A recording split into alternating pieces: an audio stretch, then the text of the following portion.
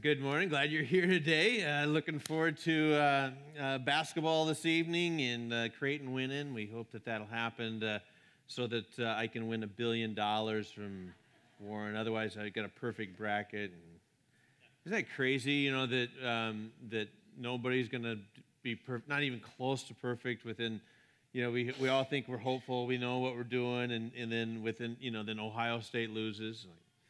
Just wanted to point that out for my friend in the back booth there, the big Ohio State fan. But we all think that Warren is so generous, but the only check that Warren was going to write was to his insurance company to cover that loss, and that insurance company is the one he owns, so it's not like okay. But we like Warren. We think that's great. I think it's wonderful that he would be generous with that.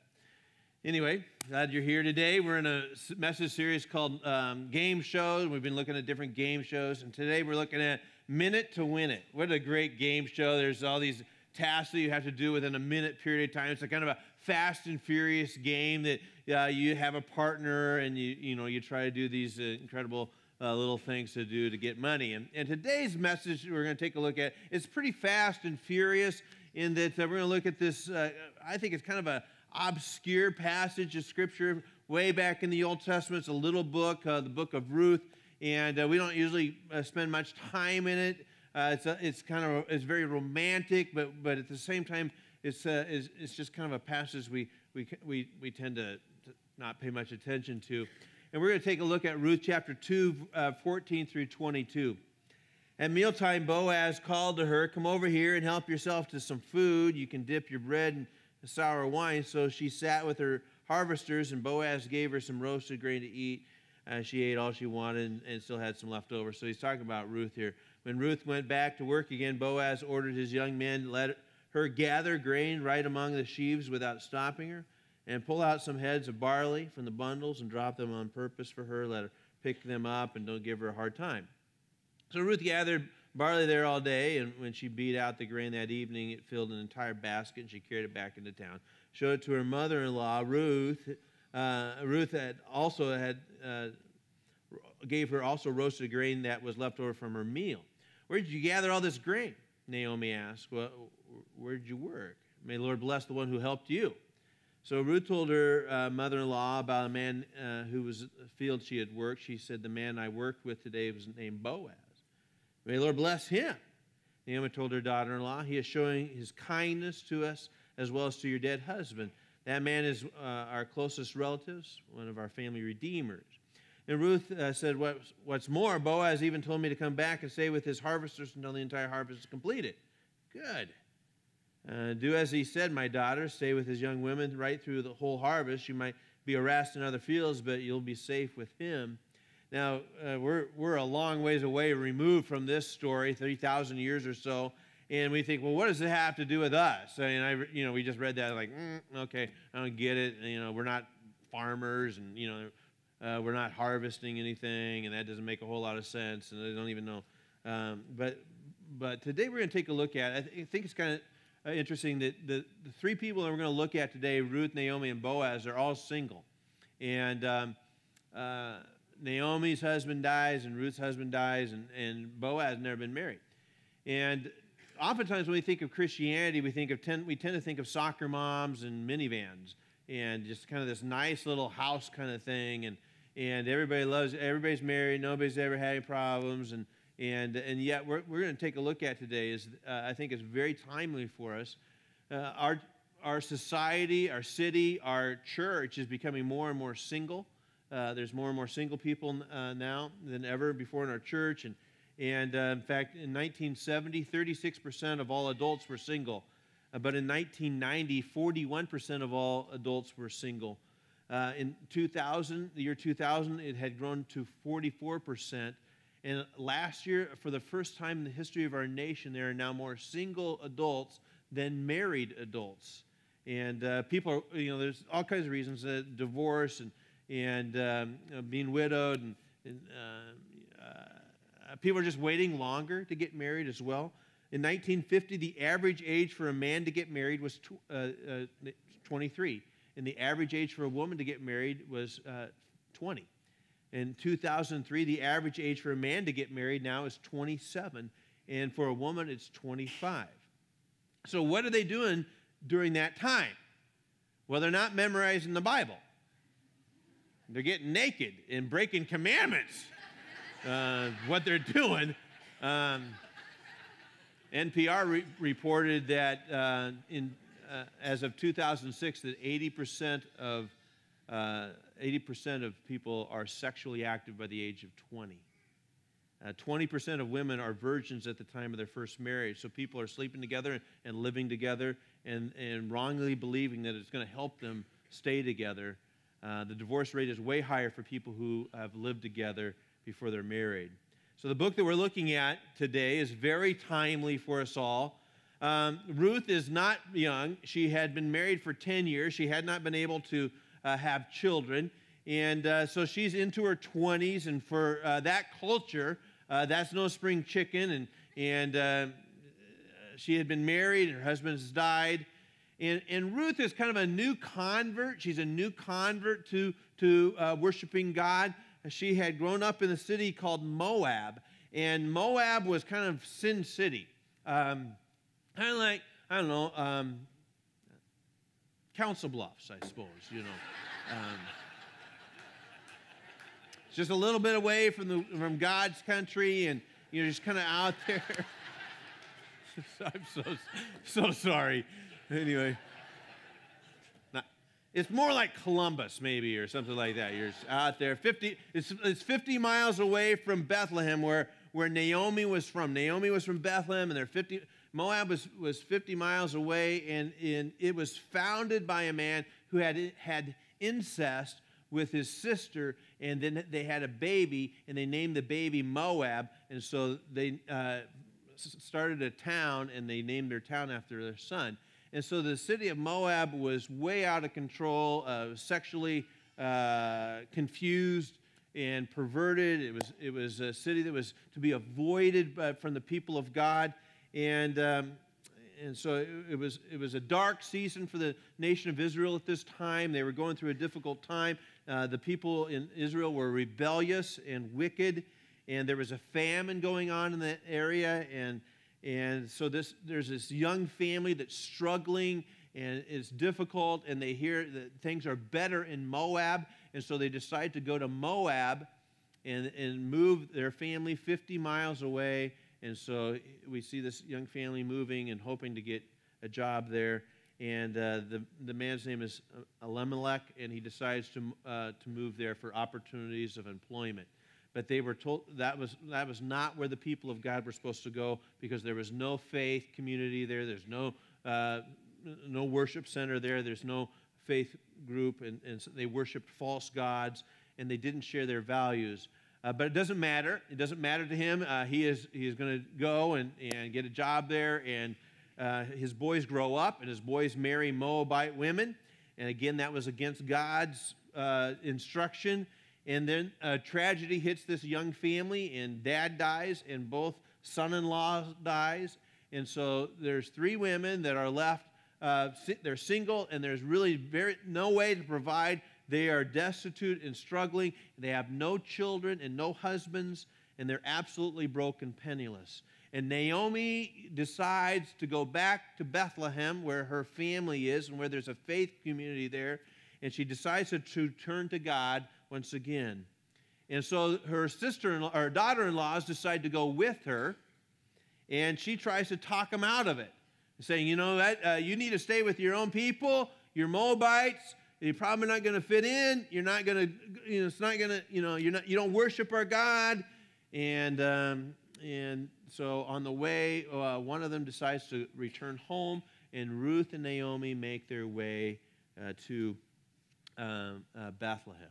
Now, during that time when they're going there, Ruth decides that she's going to follow the God of Naomi. In fact, there's a passage in Ruth chapter 1 where it's kind of a familiar passage. It's often used kind of romantically between 2 couples where there's like a heart, and on one side it says, your people will be my people, and then on the other one is like, your God will be my God, and there's this, It's so, oh, that's so wonderful, kind of thing. And actually, it wasn't done between a man and a woman. It was between a mother-in-law and a daughter-in-law. And during that time, somehow, Ruth comes to the decision, I'm going to follow Naomi's God. And she converts to this deal. And when Naomi arrives in Bethlehem, the women of the town go out to greet her, and they recognize her. There's been a decade since they've seen her. And, oh, it's Naomi. And Naomi says, no, don't call me Naomi anymore, because my Naomi meant pleasant.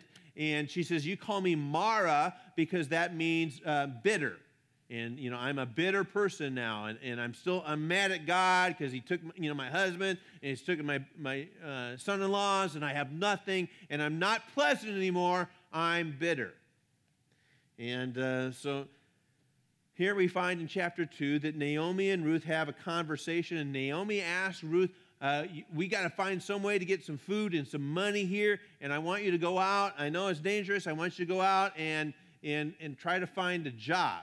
And that was a little bit dangerous, especially for a Moabite woman to go, and she could have been hurt and abused, and she ends up in a field working, and she probably just kind of I don't know, just kind of tried to blend in.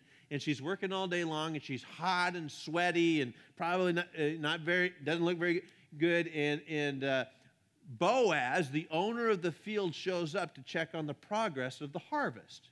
So he shows up, and he spots this woman, and she's all hot and sweaty and messed up. And he says, well, wait a minute, why don't you come over here and eat with us? She's off by herself, and in verse 4, he says, come over here and help yourself to some food. You can dip your bread in our wine. So she sat with the harvesters, and Boaz gave her some roasted grain to eat.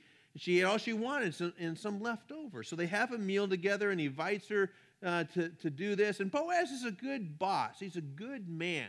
And he's very generous, and he honors her. And then he even says to the rest of the workers, you leave her alone. You don't bother her. In fact, it says, don't even harass her. Don't give her a hard time. Because that's probably what they would have done. They probably would have, given her a hard time, and maybe even, taken some of her stuff. Anyway, he just says, you just leave her alone, and he honors her as a boss. And he decides, you know what, I'm going to show her I'm going to show her kindness. And so it'd be kind of like somebody from Columbus, is going through a difficult time, moved to Omaha because there's more jobs here, and they become a part of our church community, and they're trying to struggle, and they show up to go to work at a restaurant, and the owner of the restaurant is a Stonebridge person. And it's like, why don't you come? You come work for me, and I'll help you out. And I heard about your difficult times while you were living in Columbus, and you can just come and why don't you work here, and I'll help you out. And so Ruth eats her fill of food, and she has this best meal she's had in a long time. And Boaz shows her kindness, and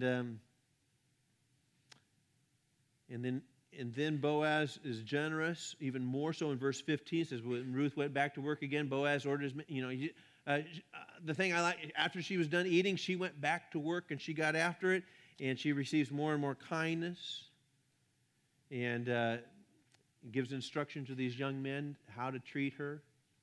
By the way, I think, guys, men, it is imperative to help for us to help younger men know how to treat women. I think Boaz is not just giving instruction. Hey, this is how. At our job site, this is how we're going to treat women.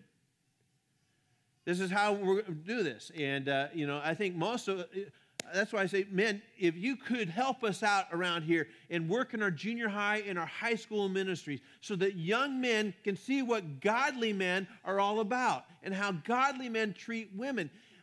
Most junior high boys and senior high boys have no clue how to treat a woman.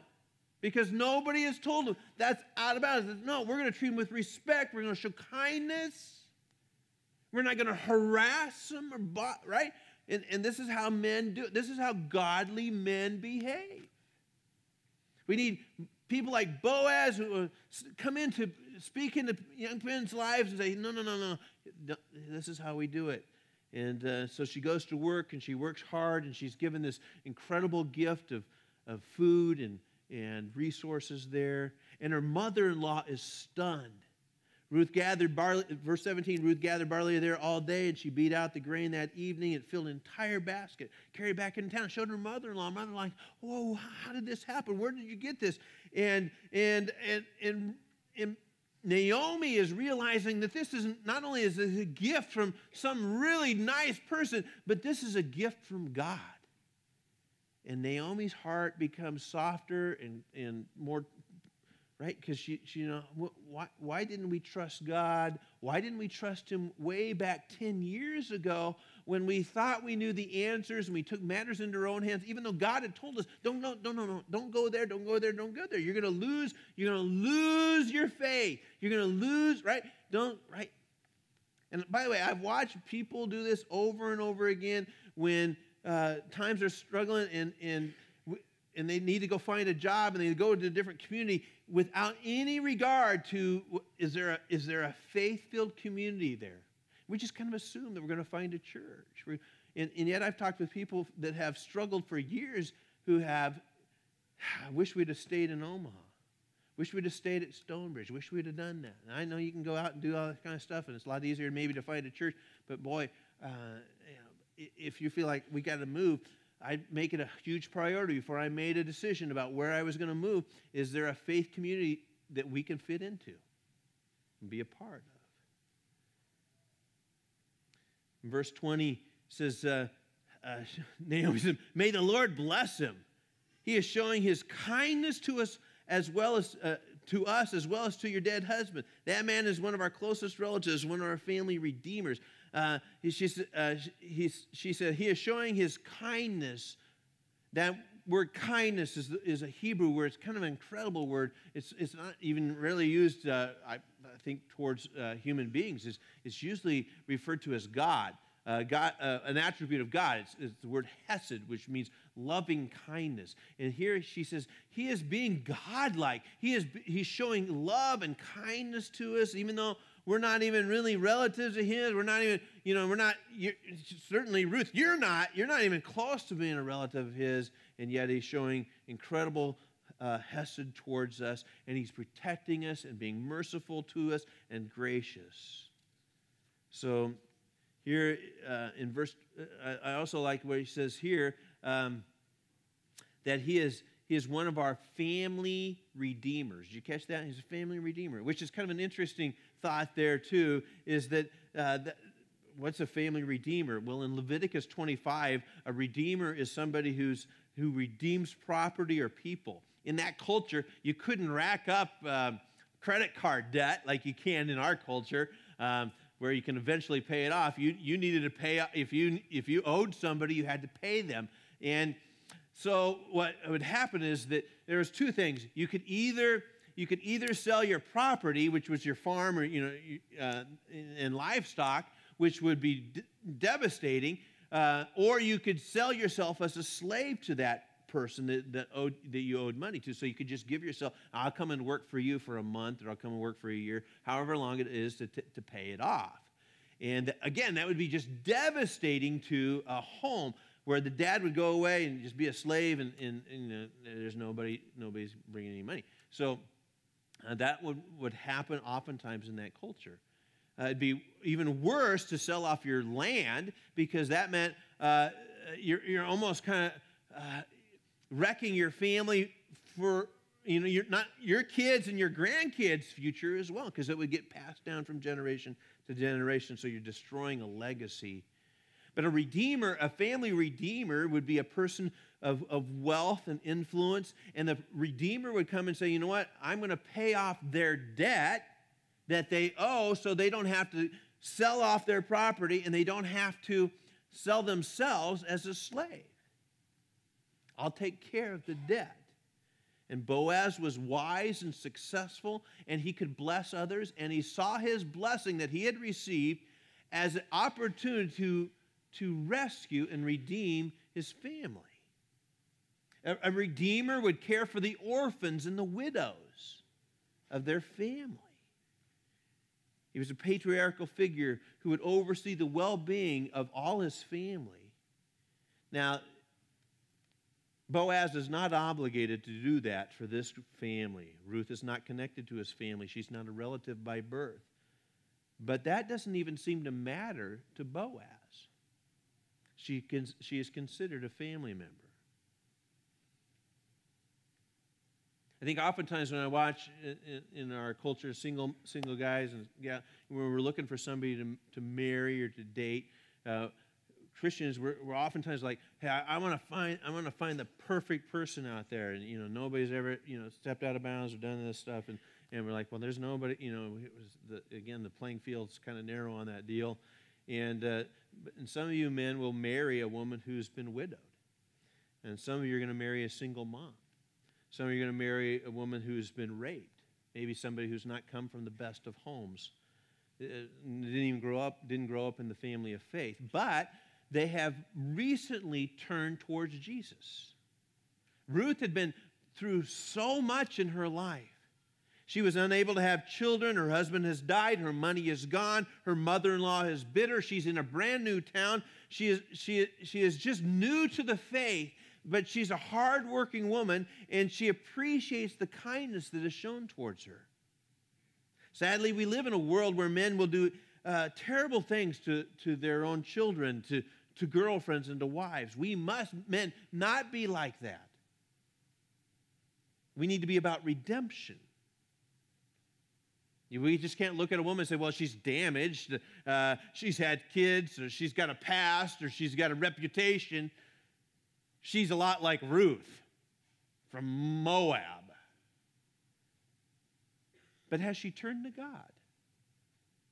And if so, redemption is possible. Jesus' own dad did that, by the way. Joseph knew a little bit about redemption when single mom, pregnant, redeems that situation. Now, where are we going with this? You might be wondering. Matthew chapter 1, 5 through 6. Salmon was the father of Boaz, whose mother was Rahab. And do you know who Rahab was? Well, she was a prostitute. Sometimes people ask me my opinions on certain things about abortion and that kind of stuff, and I said, well, I think that God always can redeem. God can redeem that. And so here's this prostitute who gets pregnant, and as a result, this little baby's name they name him Boaz, right? Who was the father of Obed, whose mother was Ruth. Obed was the father of Jesse. Jesse was the father of King David. David was the father of Solomon, whose mother was Bathsheba. Learned about them, the widow of Uriah. There's a, and again, you just keep reading there in Matthew, we find out that eventually Jesus is born out of this family. He's born out of this family. Now, there's some family resemblance here between Jesus and Boaz.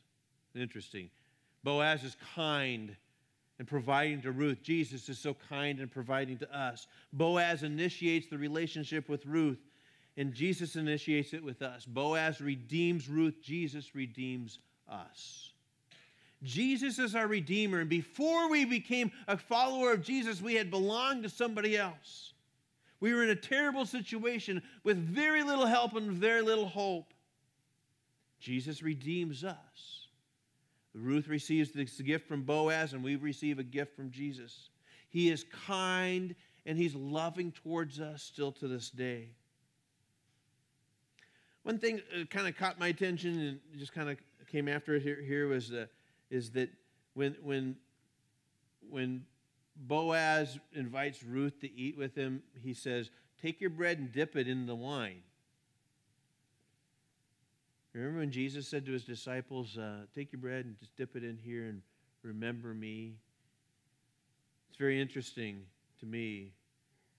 In a moment, we'll remember our Redeemer and our friend who is so hesed, so loving and kind towards us? You know, oftentimes we maybe even today we feel a lot like Ruth, and that we've done some stuff and been someplace where we've been in an ungodly world for a long time, and we don't think that. Would there be anybody who would show some loving kindness towards us? And many of us here today would be.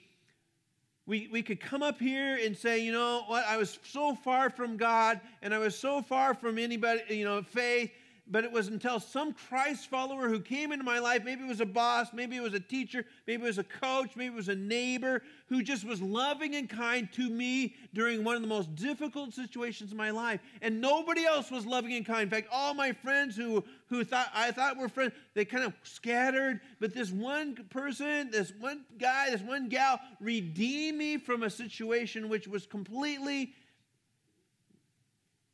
my fault, and maybe, but they came in. And I found out they were a follower of Jesus, and I just thought, I want your God to be my God. I want to know what you're about. I want to know why this is. Why are you showing loving kindness towards me? And we know that. That's why we're here today. Somebody showed us some loving kindness and redeemed us and rescued us, and we fell in love with Jesus. And I don't know where you fit in the story today. Maybe you're feeling a lot like Ruth, and you're feeling like a little bit out on the outside looking in, and you're not sure, and you're just kind of like, maybe we're like feeling more like Boaz, and we have a faith relationship with Christ, and we have opportunity to show kindness and love towards people all the time and redeem and rescue a situation. Maybe we feel a lot like Naomi, where we walked away from God, but we're kind of making our way back, and we'd like to be pleasant again instead of just bitter, because we've now seen the goodness of God. Let you think through that. We'll pray together, and then we'll share some more in worship. Thanks, God, for this moment in time. We pause now to reflect on the goodness of a man like Boaz. Maybe some of us have had that situation where there was a person who showed some kindness and love towards us and was amazing. We didn't realize it at first, but now we kind of get it, that they were just reflecting your goodness and kindness towards us. We've all made some mistakes, and we've all come from some spots and places in our life where we're not too proud, and we just soon as nobody finds out, and we don't even want you to know about it. And so we're going to pause here, believing that you can forgive us and show us grace, and we want to be a godly man, godly woman. So we'll pause here now to reflect on who you are and grateful for your kindness towards us today. In Christ's name.